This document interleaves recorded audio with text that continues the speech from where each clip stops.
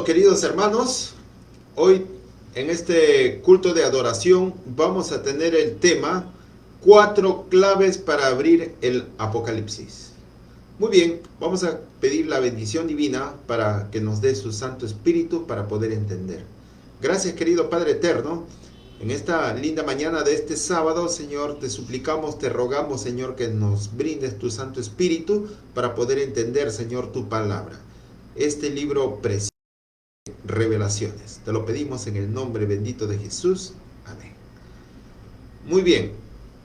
4 claves para abrir el Apocalipsis. Este es un estudio introductorio de todos los demás capítulos que continuamente vamos a tener durante este ciclo de seminario. ¿Correcto?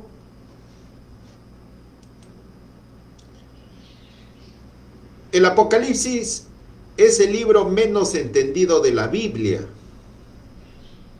Tiene un campo de innumerables conjeturas. Los libros y películas se han basado en este libro. ¿Y cuál ha sido el resultado? Más confusión. Atrae mucho la atención del público. Eso sí lo sabemos, lo comprendemos, ¿no? ¿Cuántas películas han salido de Armagedón, distorsionado el verdadero sentido de la interpretación histórica del Apocalipsis, ¿no? Así es entonces. Como hemos visto, que el libro de Apocalipsis tiene esas características, ¿no? El libro menos entendido de la Biblia, tiene un campo de innumerables conjeturas, libros y películas se han basado en este libro, y cuyo resultado, ¿qué cosa ha sido? Más confusión. Y este libro, cuyo título es muy curioso, atrae mucho la atención entonces del público, ¿correcto? Bueno, ahora va a ser una gran oportunidad de poder aprender este libro, conocer los eventos futuros y con la ayuda del Espíritu Santo quitar ese velo, esa nube que nos tiene cegados, ¿no? Y también interpretar los símbolos para poder aclarar su mensaje y conocer así los eventos futuros y descubrir a Jesús mediante este estudio también su vida y su ministerio y su amor, su ira, su juicio y su regreso por segunda vez. El libro de Apocalipsis, el autor es el discípulo amado, que es el profeta Juan.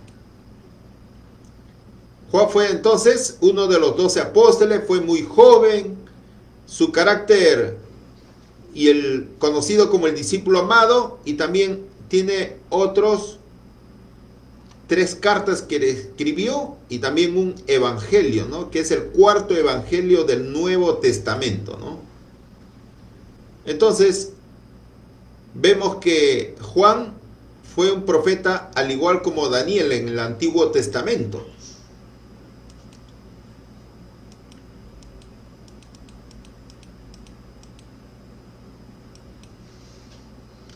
Entonces, para abrir las puertas de este libro necesitamos las llaves y vamos a verlo, que es la palabra de Dios.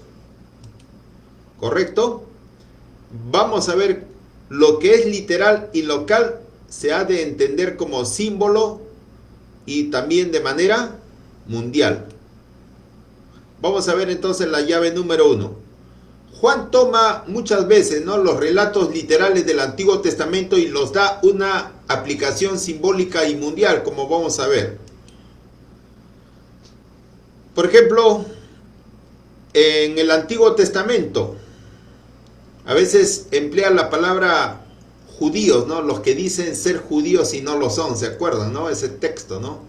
Entonces, en el Apocalipsis, los creyentes, los cristianos fieles, llegan a ser ¿qué cosa? El pueblo de Dios, el pueblo de Israel, el Israel espiritual llega a ser entonces la iglesia de Dios. Vamos a ver en Gálatas 3:29, ¿ya? Ese texto, ¿correcto? Gálatas 3:29 menciona, ¿no? Y si vosotros sois de Cristo, ciertamente linaje de Abraham sois y herederos según la promesa.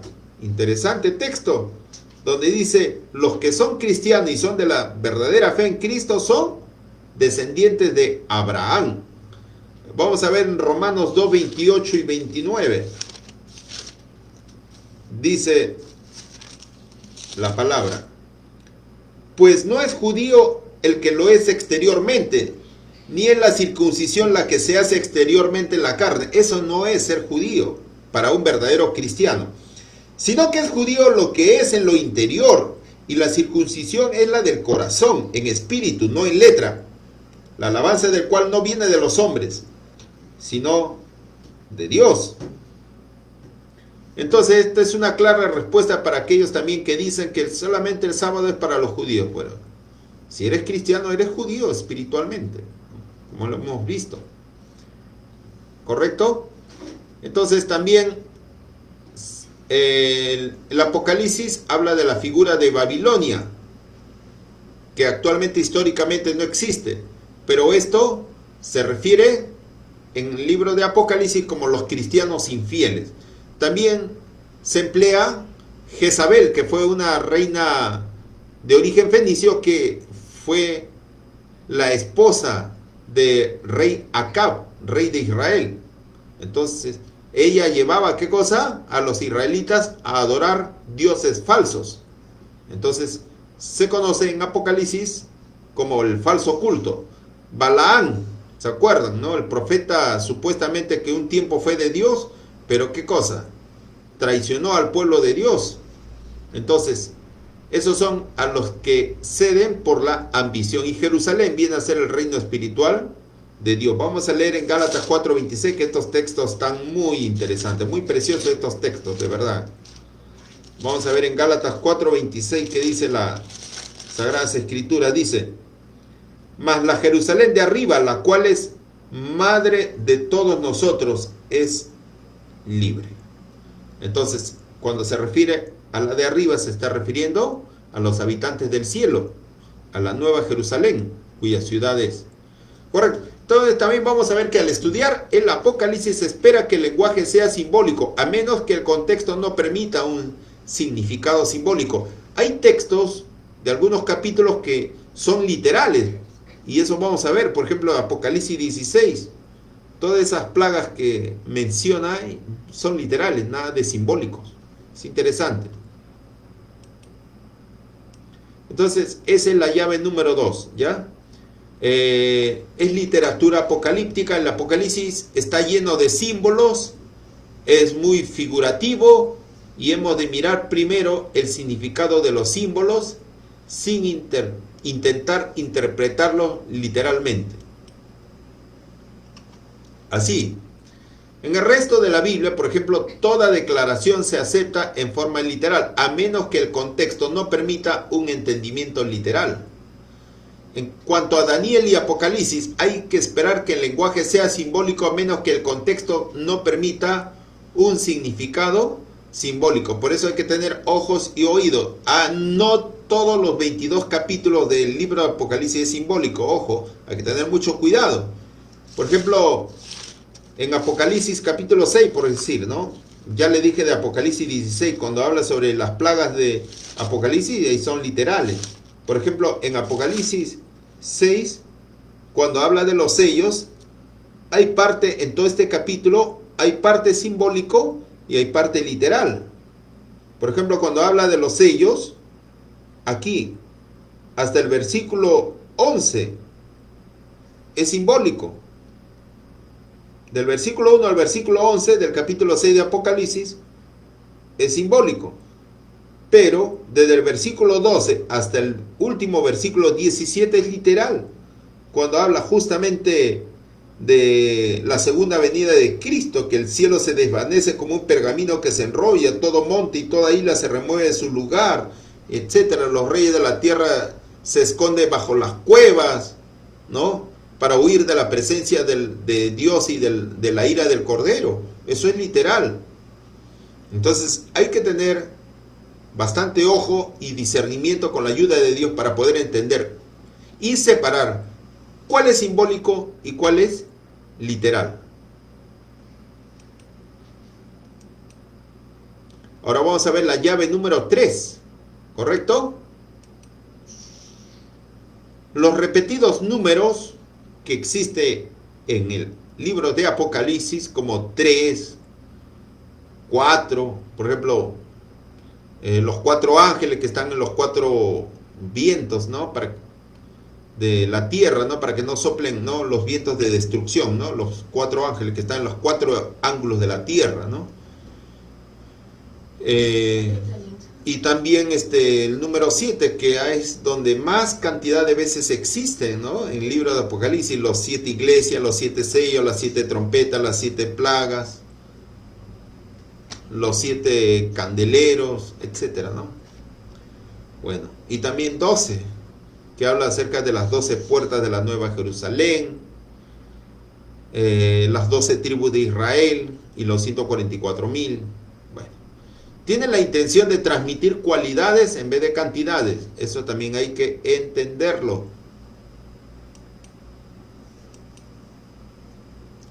El pensamiento oriental, que tiene mucha fascinación por los números expresan cualidades antes que cantidades, ¿no? Veamos los siguientes ejemplos, ¿correcto? El 3, por ejemplo, es el número de la Trinidad, ¿correcto? Simboliza unidad, unión. Ojo, en el libro de Apocalipsis, capítulo 16, no habla, por ejemplo, de la triple unión o de la triple alianza. En Apocalipsis capítulo 16, por ejemplo, el versículo 13: y vi salir de la boca del dragón, de la boca de la bestia y de la boca del falso profeta 3 espíritus inmundos a manera de ranas. Es interesante, ¿no? La Trinidad satánica, ¿no? Entonces, ahí hablan de estos 3 poderes que hacen una alianza apóstata. ¿Para qué? Para perseguir al pueblo de Dios. Entonces, 3 simboliza unidad, unión.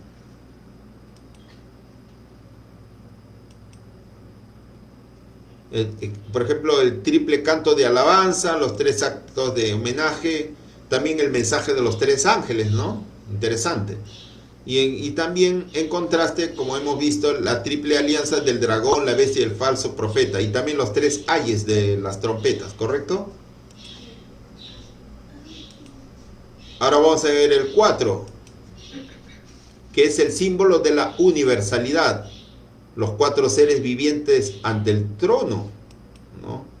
Los 4 ángeles en los 4 ángulos de la tierra. Eso está en Apocalipsis capítulo 7, versículo del 1 al 3.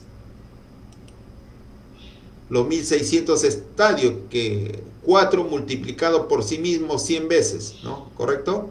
4 por 4, 16. Eso está en Apocalipsis capítulo 15. Las 4 armas: espada, hambre, peste y fieras. Entonces, esto habla de algo universal, de algo mundial, ¿no? El 4 quiere decir totalidad, ¿no? Por los 4 lados, ¿no? Los 4 lados de un cuadrado, ¿no? Total, ¿correcto? Y también las 4 designaciones que existen también en Apocalipsis capítulo 14, en el mensaje de los 3 ángeles, que es interesante. Vamos a ver, versículo 6. Vi volar por en medio del cielo a otro ángel que tenía el evangelio eterno para predicarlo a los moradores de la tierra, a toda nación, tribu, lengua y pueblo. 4. Y este mensaje de los 3 ángeles va a todo el mundo. Por ejemplo, el contexto de esto está en Mateo 24:14, que Jesús dijo: y será predicado este evangelio del reino a todo el mundo, para testimonio a todas las naciones, y entonces vendrá el fin, ¿correcto? Entonces, Apocalipsis ya le da un contexto numérico refiriéndose también a toda nación, tribu, lengua y pueblo, a todas las naciones. Vamos a ver otros ejemplos más sobre el 7, ¿no? Es la que más abunda, es el número más prominente del Apocalipsis, es el número del sábado también, el día de reposo, el séptimo día. También es el símbolo del eterno descanso que Dios ha prometido a su pueblo, ¿correcto? El reino de Dios. Se menciona más de 40 veces en el Apocalipsis, tremendo. Vamos a buscar, por ejemplo, las 7 iglesias, los 7 sellos, las 7 trompetas, las 7 copas, los 7 truenos, y hay más cosas todavía. Los 7 espíritus de Dios, que representa al Espíritu Santo. Hay más cosas, pero eso ya vamos a ir estudiando más detalladamente, porque es interesante descubrir esas 40 veces que en el Apocalipsis se menciona. También 12, que identifica el reino de Dios, tal como lo dije, ¿no? Al principio, las 12 tribus, los 12 apóstoles que están descritos en Apocalipsis capítulo 21, acerca de la descripción de la ciudad de la Nueva Jerusalén, la ciudad de Dios. También hay corona de 12 estrellas, las 12 puertas, los 12 fundamentos, las 12 piedras preciosas, los 12 nombres en los cimientos, los 12 frutos del árbol de la vida, ¿no? Que da su fruto cada mes durante el año, ¿no? Los 144,000, que es 12 multiplicado por 12 por 12,000, ¿no? Y eso da los 144,000. Entonces también vamos a ver cada referencia al santuario celestial. Ahí vamos a descubrir que el Apocalipsis habla sobre la existencia del santuario celestial donde Cristo está oficiando como sumo sacerdote en el arca del pacto. Cada referencia al santuario y a sus servicios debiera recordarnos la realidad que esos elementos simbolizan. Entonces, si no entendemos sobre el estudio del santuario, donde está en los libros escritos por el profeta Moisés, ¿no? En los libros de Éxodo, Levíticos, Números y Deuteronomio, no vamos a entender el Apocalipsis. Es importante estudiar sobre el tema del santuario terrenal, porque esa es una copia del santuario celestial, y el Apocalipsis habla justamente. Entonces, el santuario y sus conexiones es lo que nos habilitan a entender el libro de Apocalipsis. Entonces, esa es la llave número 4 de entender los textos del Antiguo Testamento sobre el tema del santuario terrenal, como lo están viendo, ¿no? Ese santuario terrenal que lo acompañó durante 40 años en el peregrinaje de Israel en el desierto, ¿no? Entonces, los más importantes símbolos del Apocalipsis están tomados del santuario del Antiguo Testamento, como les expliqué, ¿no? En el santuario, por ejemplo, ahí vemos que tenía 2 compartimentos o 2 salas, que era el lugar santo y el lugar santísimo. El lugar santo, donde ya sabemos que el sacerdote entraba todos los días para hacer sus servicios rituales, y el lugar santísimo, que entraba una vez al año para hacer el día de la expiación, o el Yom Kippur, o el día del perdón. Entonces vamos a ver sobre las referencias al santuario que nos recuerdan las realidades y los hechos representados por sus muebles y sus servicios. A la vez, el estudio sobre el santuario también es una profecía. Vamos a ver, por ejemplo, en los capítulos 1 y 2, vamos a ver sobre los candeleros, donde habla, donde Jesús se pasea en medio de los 7 candeleros, y eso está en Apocalipsis 1:20. Todas esas cosas vamos a estudiarlo. Bueno, vamos a leer el Apocalipsis 1:20, ¿qué dice? El misterio de las 7 estrellas que has visto en mi diestra, y de los 7 candeleros de oro. Las 7 estrellas son los ángeles de las 7 iglesias, y los 7 candeleros que has visto son las 7 iglesias. ¿Ven? ¿Se dan cuenta? En el capítulo 4 habla acerca de la adoración en el cielo. Ese capítulo muy interesante. Entonces ahí también habla sobre el trono de Dios, donde Juan vio en visiones. Entonces, en el santuario terrenal, el trono está representado por el arca del testimonio, donde se presenciaba la iluminación de Dios, donde Dios resplandecía. Eso representa entonces, como hemos visto, a la ciudad de la Nueva Jerusalén, donde el trono de Dios está en la parte alta, ¿no?, de la ciudad de la Nueva Jerusalén. Vamos a ver en el capítulo 5 también, donde el versículo 6, el apóstol Juan menciona de que había visto en visión a un cordero como inmolado, el único que tenía la autoridad de abrir los sellos, y que no había en el universo ni en la tierra nadie que pudiese abrir los sellos, los 7 sellos del Apocalipsis. Solamente uno era digno, el que había sido inmolado. Es interesante, y eso mismo lo describe el libro de Apocalipsis. Vamos a ver también en el capítulo 6, el versículo 9, donde habla sobre las almas que están debajo del altar, que claman a Dios por justicia. Vamos a ver que el altar de sacrificios que el apóstol Juan describe en el capítulo 6, se refiere, está tomado justamente de la figura del santuario terrenal. Vamos a ver el versículo 9. Cuando abrió el quinto sello, vi bajo el altar las almas de los que habían sido muertos por causa de la palabra de Dios y por el testimonio que tenían. Si no entendemos esta figura del santuario terrenal, no vamos a poder entender lo que Juan describe aquí, lo que significa la interpretación, las almas debajo del altar de sacrificio. En el capítulo 7 vamos a ver acerca de las 12 tribus que acampaban alrededor del santuario terrenal. 3 tribus de cada lado. Es interesante.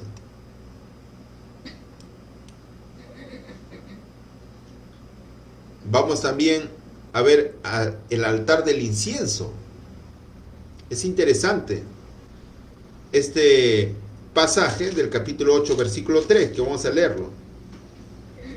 Otro ángel vino entonces y se paró ante el altar con un incensario de oro, y se le dio mucho incienso para añadir a las oraciones de todos los santos sobre el altar de oro que estaba delante del trono de Dios. Es interesante, ¿eh? Entonces, si no entendemos la figura del altar del incienso que estaba en el santuario terrenal, no vamos a entender cuál era el significado. Pero el Apocalipsis da el significado, como hemos visto. Representa a las oraciones de los santos. El humo del incienso, aromatizante. Entonces, todos estos detalles vamos a verlo en el capítulo 11, también donde habla acerca de los 2 testigos. También vamos a ver que ese capítulo comienza en el versículo 1 y 2 sobre el santuario y su atrio. Dice así, ¿no? Entonces me fue dada una caña semejante a una vara de medir, a una regla de medir, y se me dijo: levántate y mide el templo de Dios y el altar y a los que adoran en él. Pues claro, no puede ser. Pero el patio que está fuera del templo déjalo aparte. Se refiere al atrio exterior, hacia las afueras del santuario, ¿no? Y no lo midas porque ha sido entregado a los gentiles y ellos pisarán la ciudad santa 42 meses. Interesante, ¿no? Entender esta figura, ¿no? En el capítulo 12 están los 10 mandamientos colocados en el arca, en el lugar santísimo. Por ejemplo, el versículo 17 del capítulo 12 dice que el dragón se llenó de ira contra la mujer y se fue a hacer guerra contra el resto de la descendencia de ella, los que guardan los mandamientos de Dios y tienen la fe de Jesús. Sabemos que los mandamientos de Dios están guardados en el arca del pacto del santuario terrenal, pero el pueblo de Dios remanente es la que observa las cosas que supuestamente fueron escritas en el Antiguo Testamento. Entonces es importante, para no decir de que los 10 mandamientos fueron solamente para el Antiguo Testamento y para el Nuevo Testamento no vale, pero Apocalipsis está confirmando su vigencia. En el capítulo 15 vamos a ver acerca de los ángeles del santuario, en el versículo 5 y 6. ¿Qué hacen estos? Vamos a ver en el capítulo 15, dice: después de estas cosas miré aquí, fue abierto en el cielo el templo del tabernáculo del testimonio. El santuario en el cielo, no está hablando de otro lugar. Y uno dice: después de estas cosas miré y aquí fue abierto en el cielo el templo del tabernáculo del testimonio. Y del templo salieron los 7 ángeles que tenían las 7 plagas, vestidos de lino limpio y resplandeciente y ceñidos alrededor del pecho con cinto de oro. Bien claro está hablando. Entonces, Juan ve el santuario, un santuario en el cielo, en el templo de Dios. Y ve también un arca del testimonio. Y en el arca del testimonio es donde justamente es el cofre donde se guardan las 2 tablas de piedra de la ley de Dios. En capítulo 16 también, el capítulo sobre las 10 postreras plagas, también se describe ahí. Oí una gran voz que decía desde el templo a los 7 ángeles: id y derramad sobre la tierra las 7 copas de la ira de Dios. Ahí está hablando también. Otra evidencia más de que existe en el cielo un santuario. Mañana veremos la 5ª llave para abrir el Apocalipsis. Es interesante, no se pierda, hermano. Vamos a continuar. Vamos a estudiar todo sobre el anticristo, la marca de la bestia, la Babilonia, la gran ramera, la nueva Jerusalén, la cena de la boda del Cordero y la tierra nueva y los cielos nuevos. No se pierdan, hermanos. Vamos a culminar con una oración. Gracias, querido Padre Eterno, por este estudio maravilloso que nos has enseñado, las cosas interesantes que nos quieres que aprendamos. Gracias, Señor, te agradecemos una vez más en el nombre bendito de Jesús. Amén. Hasta más tarde, hermanos. Dios los bendiga grandemente.